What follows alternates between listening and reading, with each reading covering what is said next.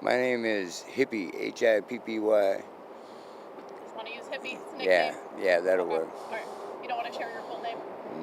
Not at this moment. All right. And then tell me a little bit about how things have played out over the last week or so.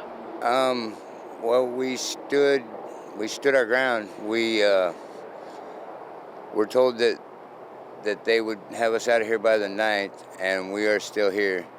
And the only thing that they accomplished in 2 days with a bulldozer, they did more damage to these woods than these people that live here have done in 40 years. They just destroyed camps. They cleaned up some garbage, but we don't have a trash service. We don't have a way to dispel with all the garbage for the people that are here. If we were to work with the people and get help from the city, they could put dumpsters out here, and we would put the trash in the dumpsters. We would do that. We're not opposed to working with these people, but we are humans and we're here. And we don't have anywhere to go, man, so this is a good spot for us. We're not sheltered people. If you were offered a tiny home or something like that on a shelter site, would you take it? If they were to put something like that out here on one of these lots that they have back here, I mean, there's some nice places back here where it would not be a bad place to exist, and I would not be opposed to living that way. And I would still think that it would be good for us to steward the land that we were living on for the last 40 years, because this land has taken care of us. It's fed us, it's housed us, it's taken very good care of us. There's generations from out here. We have memories. We have the dog cemetery there. All the memories of our people are in these woods, man. Been here a long time.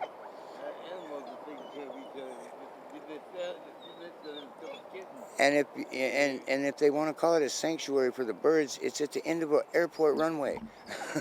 I mean, it's infested with cats. That's not a very good bird sanctuary. There's a lot of things that live in those woods with us, and we all live together, man. We don't hunt them, we don't kill them. We try to live with the land, We try to look at me, I'm a hippie, man. I try to live with the land. People are going to say they see the videos, they see the image, there's a lot of stuff in there. There's cars in there, there's all kinds of materials that could harm the land, right? We need help with the trash. We do. But you take any neighborhood in Portland and you cut off their running water and their electricity and their trash service, even for 4 months. Imagine what you're going to have. We've been here 40 years without a trash service. It does not look bad in that light. There's a lot back there. There's a lot of cleaning up that needs to go down. We know this. We are highly aware of this. We don't like it either, but we don't have an option what to do with it. You see the rocks and the barriers that they put up. We're not allowed to drive back here.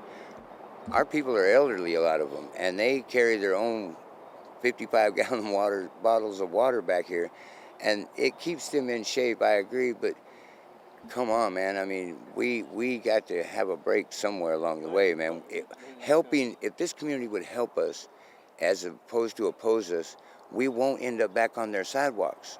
We can stay here out of sight like we have been for 40 years. We've been down here.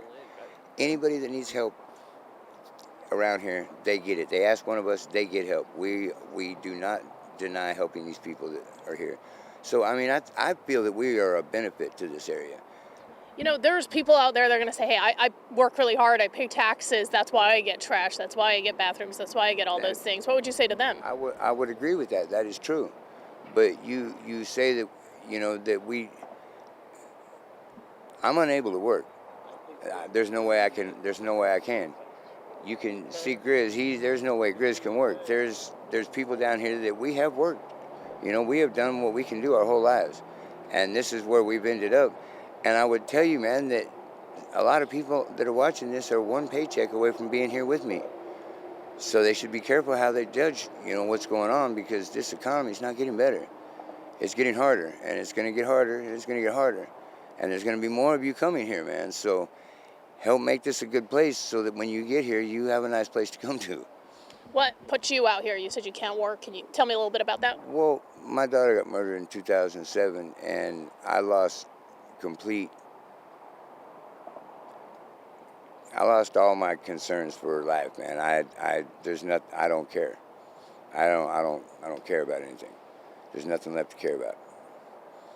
So I'm here, caring about these people that have decided to care about me, man.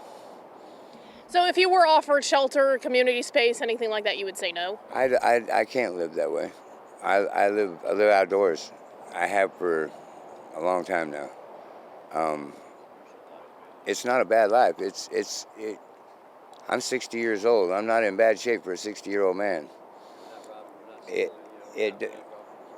Jeff here. We're actually maintaining the same neighborhoods. I can't hear you because the mic's all the way over here. The neighborhoods, the places You're that welcome we- to come chat with me for I'm a sec sorry. if you want. Did you have anything else you want to add before we switch over? No, ma'am. Thank you guys for listening, man. I appreciate your time. Yeah, of course. Thank Thank you. you. Appreciate your time as well. Absolutely.